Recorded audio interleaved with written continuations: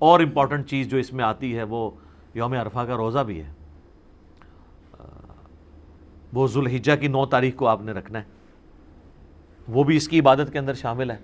صحیح مسلم میں نبی صلی اللہ علیہ وآلہ وسلم کا فرمان موجود ہے کہ میں اللہ سے امید کرتا ہوں کہ یوم عرفہ کا روزہ 2 سال کے گناہوں کا کفارہ بن جائے گا. 1 سال گزرا ہوا, ایک آئندہ, یعنی یہ گناہ صغیرہ ہیں, کبیرہ تو صرف توبہ سے معاف ہوتا ہے. تو وہ بھی اس کی عبادت ہے کہ ایک عبادات اس کے اندر آتی ہیں, اور وہ آپ نے اپنے علاقے کے مطابق دیکھ کے چلنا ہے. یعنی جہاں پہ آپ کی 9 ذوالحجہ بن رہی ہے آپ اس اعتبار سے لے کے چلیں. تو یہ کئی ایک عبادات ہیں. یعنی ذوالحجہ کا مہینہ حرمت والا مہینہ بھی ہے. آپ بخاری مسلم کی وہ حدیث بھی دیکھیں نا, نبی علیہ السلام نے جو یوم النحر کا خطبہ دیا تھا منا کے میدان میں, تو آپ نے کیا فرمایا تھا؟ سب سے پہلے پوچھا آج کون سا دن ہے؟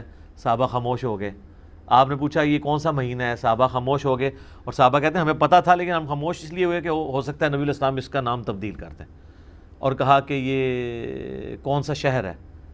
تو صحابہ خاموش رہے. تو آپ نے فرمایا کہ کیا یہ ذوالحجہ کا حرمت والا مہینہ نہیں ہے؟ کیا یہ آج کا دن یوم النحر کا دن نہیں ہے؟ اور یہ شہر مکہ نہیں ہے حرمت والا شہر؟ جس طریقے سے آج کا یہ مہینہ, یہ دن, اور یہ شہر مکہ اللہ کے نزدیک حرمت والا ہے, اسی طریقے سے تمہاری جان, مال, عزت, آبرو ایک دوسرے کے اوپر حرام ہے. پھر آپ علیہ السلام نے فرمایا کہ کیا میں نے اپنے رب کا پیغام تم تک پہنچا دیا؟ تو سب نے کہا کہ آپ نے پہنچا دیا, حق ادا کیا. آپ نے 3 دفعہ یوں انگلی آسمان کی طرف بلند کر کے صحابہ کی طرف کی, اللہم اشہد, اللہم اشہد, اللہم اشہد, اے اللہ گواہ رہنا میں نے یہ پیغام پہنچا دیا ہے. پھر آپ نے فرمایا جو یہاں پہ موجود نہیں ہیں ان تک پہنچانا اب تمہاری ذمہ داری ہے.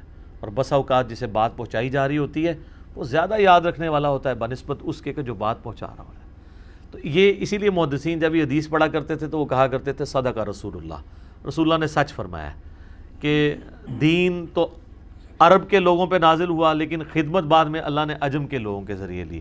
احادیث کی آپ جتنے بھی آپ ائمہ دیکھیں آلموسٹ سارے عجمی ہیں, اور عجمی بھی کہاں سے اٹھ کے آئے ہیں. امام بخاری رشیا سے گئے ہیں, امام ترمذی, امام ابو داؤد افغانستان کے رہنے والے ہیں, امام مسلم ایران کے رہنے والے ہیں.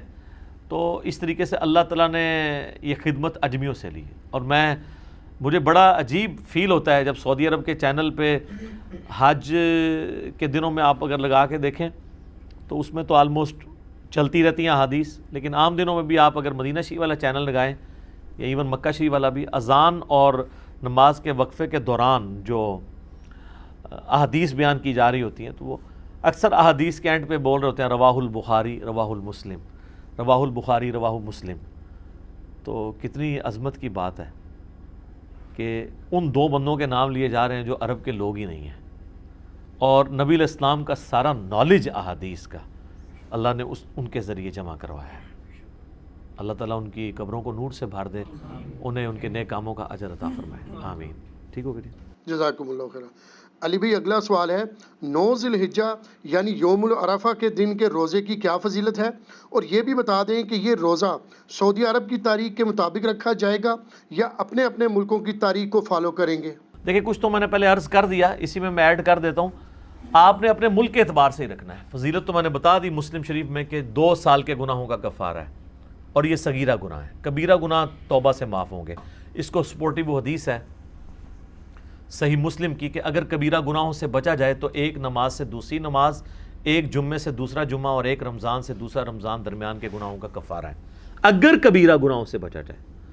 اب ایک شخص نے ایک جمعہ پڑھا اور اگلا جمعہ پڑھا اور بیچ میں ایک نماز بھی چھوڑ دی تو کبیرہ گناہ اس نے کر لیا نا. تو کبیرہ گناہ جو ہیں وہ توبہ سے معاف ہوں گے اور اپنی اصلاح کرنے سے. صغیرہ گناہ آٹومیٹکلی معاف ہو جاتے ہیں بغیر توبہ کے بھی, نیک اعمال کی وجہ سے. جو قرآن پاک میں ہے نا کہ نیکیاں جو ہیں وہ گناہوں کو مٹا دیتی ہیں. وہ کون سے گناہ؟ جو چھوٹے موٹے انسان سے لا علمی میں چھوٹے موٹے گناہ ہو جاتے ہیں. یہ علیحدہ بات ہے کہ آلموسٹ جتنے گناہ ہیں وہ کبیرہ ہی ہیں جن سے توبہ کیے بغیر چارہ نہیں ہے. بخاری مسلم سے کم از کم میں نے 20 گناہ, اور قرآن پاک میں بھی سمجھ لیں 8-10 گناہ تو آئے ہوئے ہیں. شرک, ماں باپ کی نافرمانی, قتل ناحق, زنا, یہ تو قرآن میں آیا ہے. شراب نوشی, جوا, جادو, یہ وہ سارے بڑے بڑے, غیبت, چغلی, وعدہ خلافی, آلموسٹ جتنے گناہ آپ کو نام آپ لے سکتے ہیں وہ سارے کبیرہ گناہ ہی ہیں. تو ان سے آپ نے اگر بخشش کروانی ہے توبہ اور اپنی اصلاح کرنے سے، صرف توبہ کرنے سے کام نہیں چلنا، اس کی توبہ کا طریقہ ہی اپنی اصلاح ہے۔ تو یہ صغیرہ گناہوں کے اگینسٹ ہے۔ وہ اکثر لوگ اعتراض کرتے ہیں جی گزشتہ اور آئندہ کے لیے ایک کہ جی آئندہ کے گناہ بھی معاف ہو جائیں گے، وہ آپ جن گناہوں کی معافی سمجھ رہے ہیں نا وہ تو اس سے ہونے ہی کوئی نہیں ہے، وہ تو ویسے ہی نماز پڑھنے سے آئندہ کے گناہ تو معاف ہوں گے ایک فضیلت کے طور پہ۔ اسی لیے بعض محدثین نے اس کا ترجمہ یہ کیا ہے کہ 2 سال کے گناہوں کا کفارہ ہے، ٹھیک ہے۔ تو یہ بامحاورہ بھی بات ہو سکتی ہے، تعویل اس کی بھی کی جا سکتی ہے۔ رہا کہ سعودیہ کے مطابق کرنا ہے تو یہ تو ان 15-20 سالوں کی ایک زیادہ مصیبت ہے۔ ادروائز اگر آپ آج سے 40-50 سال پہلے جائیں، جب یہ سیٹلائٹ ٹی ویز کا سلسلہ ہمارے علاقوں میں یہاں شروع نہیں ہوا تھا، ریئل ٹائم ڈیٹا نہیں آتا تھا، تو اس وقت تو ہمیں پتہ ہی نہیں ہوتا تھا کہ آج سعودیہ میں یوم عرفہ ہے یا نہیں ہے۔ تو اگر پہلے آلموسٹ 1400 سال کے مسلمان اپنے اپنے علاقوں کے مطابق یوم عرفہ کو لے کے چل رہے ہیں، تو اب بھی وہی آپ شریعت بدل تو نہیں جانی ہے۔ اس میں زیادہ رسک ہے کہ کوئی کہ جی میں سعودیہ کے مطابق رکھوں گا کیونکہ اس وقت ہے، تو وہ تو بخاری مسلم میں حدیث ہے کہ حاجیوں کے اوپر تو یوم عرفہ کا روزہ ویسے ہی نہیں ہے۔ نبی علیہ السلام حج کے دوران صحابہ نے آپ کو پیالہ مشروب کا پیش کیا، یہ چیک کرنے کے لیے آپ نے روزہ تو نہیں رکھا، تو آپ نے پی لیا تو صحابہ کو پتہ چل گیا کہ غیر حاجی کے لیے روزہ ہے، حاجی کے لیے نہیں ہے۔ ایون یہ سیٹلائٹ ٹیکنالوجی جب تک نہیں تھی تو مکے کے اندر جو لوگ تھے ان کو یہ آئیڈیا تھا، مدینے والوں کو بھی نہیں پتہ ہوگا کہ مکے کا کب بن رہا ہے یہ سلسلہ یوم عرفہ کا، اگر ان میں آپس میں ڈفرنس آ جاتا ہے۔ آج چونکہ ریئل ٹائم ڈیٹا آ رہا ہے اس لیے یہ فتنے بھی زیادہ کھڑے ہو رہے ہیں جی سعودیہ کو دیکھیں گے، سعودیہ کو دیکھیں گے، سعودیہ کو کوئی دیکھیں گے، 10 محرم بھی یہاں کی ہوگی، رمضان بھی یہاں کا ہوگا، عیدیں بھی یہاں کی ہوگی، سعودیہ کو نہیں آپ نے دیکھنا۔